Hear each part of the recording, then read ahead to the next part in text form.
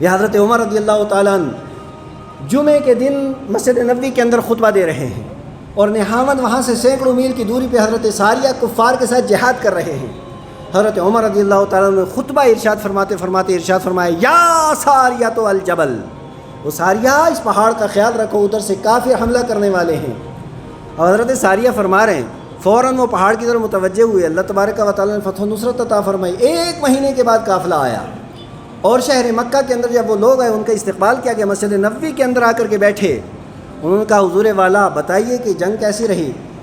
کہا، حضرت امیر المومنین ہم جنگ لڑ رہے تھے، لیکن اتنے میں کیا ہوا کہ پہاڑ سے کفار ہمارے اوپر حملہ کرنے جا رہے تھے۔ کہا، پھر کیا ہوا؟ کہا، حضور آپ کی طرح کسی بندے نے آواز دی کہ پہاڑ کا خیال رکھو، ہم پہاڑ کی طرف متوجہ ہوئے، اللہ تعالیٰ نے ہمیں فتح و نصرت عطا فرما دی۔ صحابہ فرماتے ہیں، اور اس دور کے جتنے مقتدی ہیں وہ فرماتے ہیں کہ جب ہم نے کہا وہ دن کون سا تھا؟ جمعہ کا دن تھا۔ اور کون سا ٹائم تھا؟ کہ نماز جمعہ کے بالکل قریب کا وقت تھا۔ کہا، اس دن مدینہ منورہ سے حضرت عمر رضی اللہ تعالیٰ عنہ نے خطبہ ارشاد فرماتے فرماتے کہا تھا، ساریہ پہاڑ کا خیال رکھو۔ اب آپ سمجھ سکتے ہیں کہ وہ عمر جو مدینہ منورہ مسجد نبوی ممبر کے اوپر کھڑے ہو کر کے سینکڑوں میل کی دوری پہ حضرت ساریہ کی ساری کیفیت دیکھ سکتے ہیں، تو جو ان کے اور ساری کائنات کے امام الانبیاء ہیں وہ مدینے میں رہ کر کے ساری کائنات کو ملاحظہ فرما سکتے ہیں۔ حضرت گرامی، حضرت عمر رضی اللہ تعالیٰ عنہ کی ساری زندگی جد و جہد اور مسائی جمیلہ و جلیلہ اور اسلام کی فلاح و بقا اور اسلام کی ترویج و اشاعت کے ساتھ عبارت ہے۔ آپ دیکھیے، یہ حضرت عمر رضی اللہ تعالیٰ عنہ شہر مدینہ کے اندر رہنے والے ہیں، بات کہنا نہایت آسان، عمل کرنا نہایت مشکل ہوتا ہے۔ رات کے وقت میں یہ اٹھتے اور اٹھنے کے بعد پورے علاقے کا محاصرہ، پورے علاقے کو ملاحظہ کرتے، سفر کرتے، دیکھتے اور مشاہدہ کرتے کہ رات کے اندر کیا کیفیت ہے ان لوگوں کی۔ رات کو جا رہے تھے، دیکھا کہ ایک عورت ہے اور وہ اپنے بچوں کو تسلیاں دے رہی ہے۔ اندر گئے، کیا بات؟ کہا، حضور والا میرے گھر میں کھانے کے لیے کچھ نہیں، اور میں نے چولہے کے اوپر یہ ہانڈی اس لیے چڑھا کے رکھی ہے تاکہ بچوں کو تسلی رہے کہ کھانا بن رہا ہے، جب یہ سو جائیں گے بعد میں بھی سو جاؤں گی۔ کہا، اچھا تو نے خلیفۃ المسلمین کو بتایا کیوں نہیں؟ کہا، خلیفہ کی خود ذمہ داری ہے نا، وہ آ کر کے دیکھے۔ حضرت عمر فوراً واپس گئے بیت المال میں، وہاں سے سارا راشن اٹھایا اور آپ نے کندھے کے اوپر بوری پوری اٹھائی ہے۔ حضرت اسلم ان کے خادم وہ کہنے لگے، نہیں آپ مجھے دے دیں۔ آپ نے ارشاد فرمایا، کیا محشر کے میدان میں بھی میرا بوجھ تو اٹھائے گا؟ کہا، حضور وہاں تو ہر ایک کو اپنا اٹھانا پڑے گا۔ کہا، وہاں اگر سب کو اپنا اٹھانا پڑے گا نا، یہاں بھی مجھے اپنا بوجھ اٹھانے دے۔ پھر ان کے گھر میں پہنچے اور جا کر کے کھانا اپنے ہاتھوں سے تیار کر کے ان بچوں کو کھلایا۔ مجھے بتائیے، تاریخ کے اندر ایسا اگر حکمراں کہیں ملے گا تو ایک ہی ملے گا جس کا نام امیر المومنین حضرت عمر بن خطاب رضی اللہ تعالیٰ عنہ ہے۔ حضرت گرامی، حضرت عمر رضی اللہ تعالیٰ عنہ کہ اگر یہی واقعات سارے سنائے جائیں نا، رات کو ان کے گشت کرنے کی مستقل تقریر ہو جائے۔ فجر کی نماز پڑھنے کے لیے تشریف لے گئے مسجد نبوی کے اندر۔ صحابہ کرام رضوان اللہ تعالیٰ علیہ اجمعین حضور علیہ الصلوۃ والسلام کی صحبت یافتہ، فیض یافتہ ان لوگوں کی امامت کروا رہے ہیں۔ اتنے ابو لؤلؤ مجوسی نہایت خبیث ترین آدمی ہے۔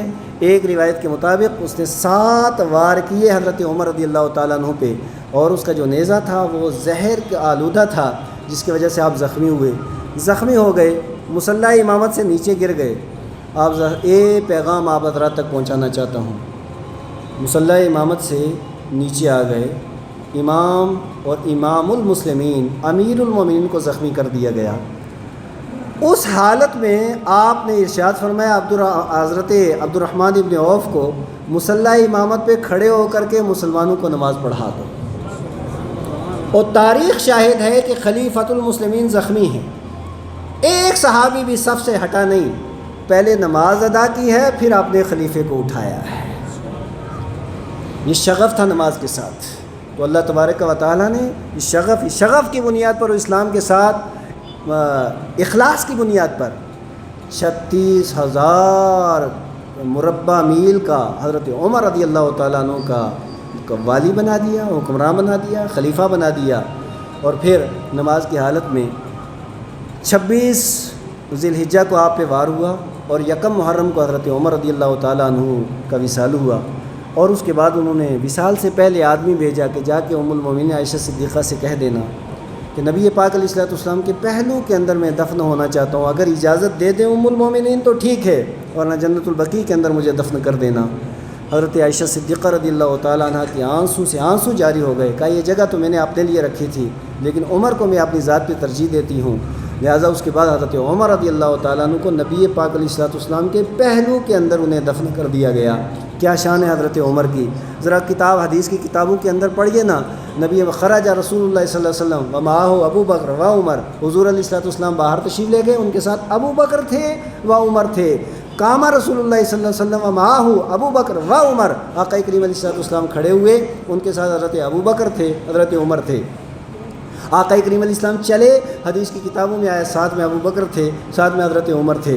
احد پہاڑ پہ تھے، ساتھ میں حضرت ابو بکر تھے، ساتھ میں حضرت عمر تھے۔ حدیث کی کتابوں میں پڑھے، جگہ جگہ یہ چیزیں ملتی ہیں، فلاں محفل میں حضور تھے، ساتھ میں ابو بکر تھے، ساتھ میں عمر تھے۔